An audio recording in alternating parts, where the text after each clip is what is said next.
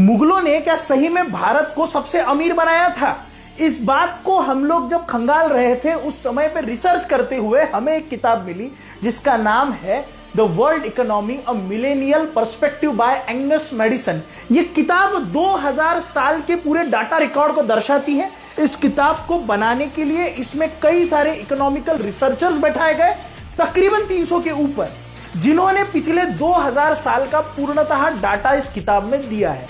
इस डाटा के हिसाब से हमारे फर्स्ट सेंचुरी से लेकर 10th सेंचुरी तक भारत का इकोनॉमी पूरे वर्ल्ड शेयर में 32.9% था।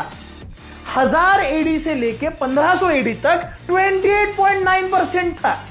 1500 से 1600 के बीच में यह जाता है 22.6% और 1600 से 1700 यानी कि जो औरंगजेब का कालखंड है उसमें यह जाता है 24.4%।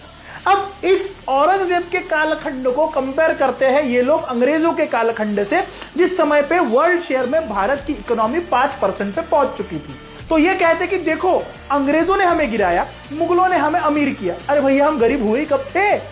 अब यदि बात वो जो 1500 से 1600 के बीच में जो कालखंड था या 1600 से 1700 के बीच में कालखंड था जिसमें इकोनॉमी नीचे आ रही थी, वो औरंगजेब के समय पे ऊपर कैसे गई? जजिया, सबसे बड़ा रेवेन्यू शेयर आता था हिंदुओं से वसूले हुए जजिया से। अब समझ में आ रहा है कि औरंगजेब के समय पे हम अमीर क्यों हुए थे? सिर्फ औरंगजेब अमीर क्यों हुआ था? क्योंकि जीडीपी बढ़ रहा था, पर कैपिटा इनकम नहीं बढ़ रहा था बाबू।